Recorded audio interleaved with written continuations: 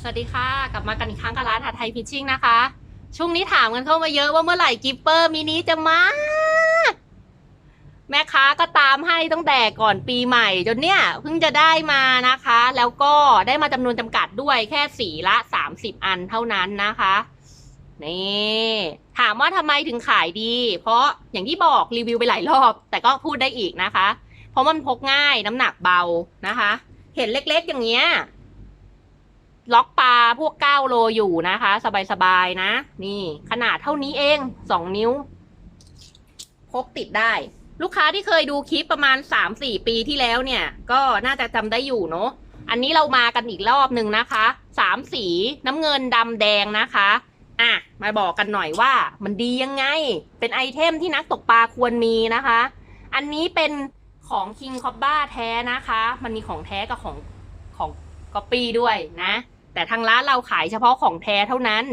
ถามว่ามันดียังไงนะคะทำจากอลูมิเนียมอย่างดีนะคะเกรดดีสลัก King Cobra ของแท้นะคะแล้วข้อสำคัญที่ตรงนี้อยากให้ดูคือวางหน่อยนี่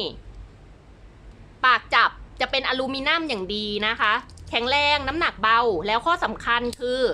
ตัวล็อกเขามีสปริงเด้งอยู่ข้างหลังดียังไงมันทำให้เวลาปลาดิ้นนะคะส่วนหนึ่งเราไม่เจ็บมือนะคะแต่อย่างที่บอกต้องไปหาสายคล้องตรงนี้หน่อยแม่ค้าใช้สายคล้องใส่เชือกถักเท่ๆคล้องข้อมือนะคะเวลาเราล็อกปลาเนี่ยให้ล็อกปากอยู่นี่ใช่ไหมคะจับล็อกปุ๊บยกได้เลย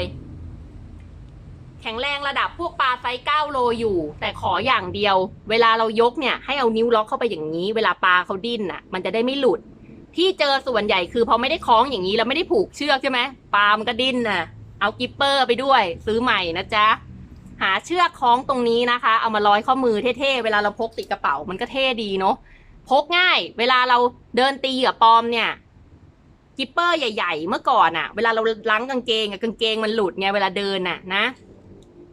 ปากจับอีกอย่างหนึ่งที่ตรงเนี้ยคือจุดเด่นของเขาเลยว่าเห็น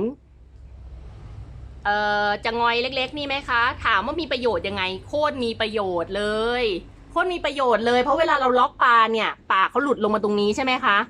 ถ้าพวกรุ่นที่รุ่นเดิมๆมันจะไม่มีตรงนี้ไม่มีเขี้ยวพอมันไม่มีเขี้ยวเนี่ยมันจะชอบหลุดคือหลุดออกจากกันอย่างเงี้ยแบบเปิดปั๊บแล้วก็หลุดออกไปเลยคือปากเขาก็จะหลุดออกไปนะคะข้อดีของการห้อยอย่างเงี้ยคือเวลาเรายกถ่ายรูปอย่างเงี้ยเขาจะล็อกอยู่นะคะล็อกอยู่นะแล้วข้อสำคัญคือเซฟปลาเซฟเราด้วยเซฟนิ้วเรานะคะปลอดภัย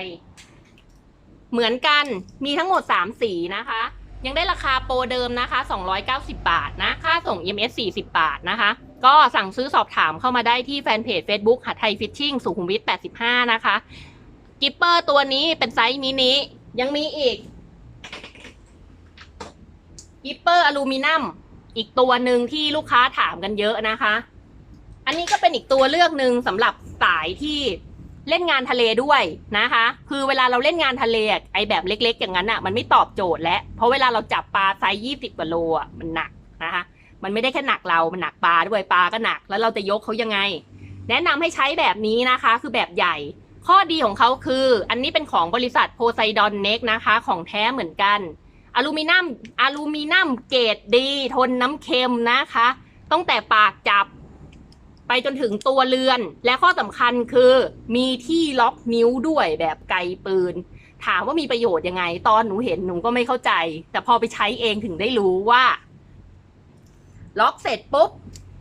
เวลาจะถ่ายรูปใช่ไหมคะพลิกลิ้นค่ะป้าบตรงเนี้ยมันเอาไว้เกี่ยวนิ้วเวลาเรายกของหนักค่ะเกี่ยวแล้วแผ่อย่างนี้ปลาเขาจะดูตัวใหญ่นะคะนี่เป็นเทคนิคเล็กๆน้อยๆนะที่แม่ค้าก็จดจำรุ่นเก่าๆเข้ามามี2 สีให้เลือกกันนะคะสีทองกับสีดำนะทองกับดำแดงยังได้ราคาเดิมนะคะที่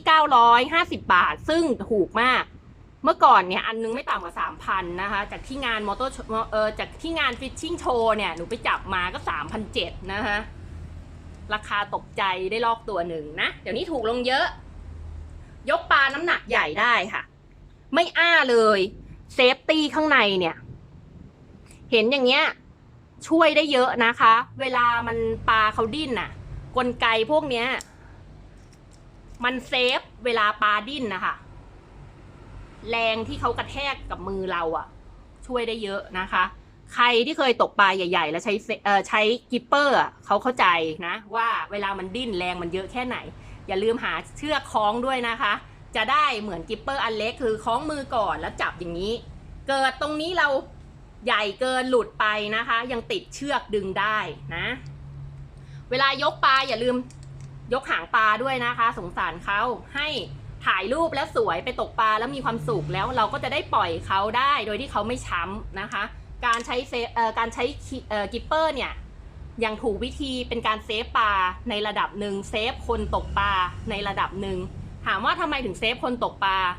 เพราะเวลาที่เราปลดตาเบ็ดจากปากเขาถ้าเกิดเราดึงสายอยู่อย่างนี้แล้วพี่ไม่มีตัวเซฟตรงนี้คือเอาวันนี้ยื่นเข้าไปแล้วเราล็อกปลาเขาก่อนเขาดิ้นตาเบ็ดนั้นนะคะมันจะเข้าเรานะคะแค่บอกเอาไว้เฉยๆนะคะอันนี้ไม่ได้อยู่ที่เรื่องอะไรอ่ะมันอยู่ที่อุบัติเหตุนะคะเซฟได้ก็เซฟนะไม่อยากใช้อันใหญ่ก็ใช้อันเล็กนะคะวันนี้เรามารีวิวกันไวๆจากหัวหินเพิ่งกลับมาก็อาจจะพูดมึนๆหน่อยไม่รู้เมาเหล้าหรือเมารถนะคะแต่น่าจะเมารถมากกว่าขับมา3 ชั่วโมงนะกิปเปอร์มินิอันละ290 บาทนะคะมี3สีน้ำเงินดำแดงนะคะขนาดพกพา290 บาทค่าส่ง EMS 40 บาทกิปเปอร์อลูมิเนียมจับง่ายด้ามโฟมจับไม่เจ็บมือนะคะอย่างดีมีไกปืนล็อกด้วยเป็นอลูมิเนียมอย่างดีนะคะทนน้ำเค็มหมดเลยอันใหญ่นะคะสีทองกับสีดำแดงนะ950 บาทของโพไซดอนเน็กนะคะ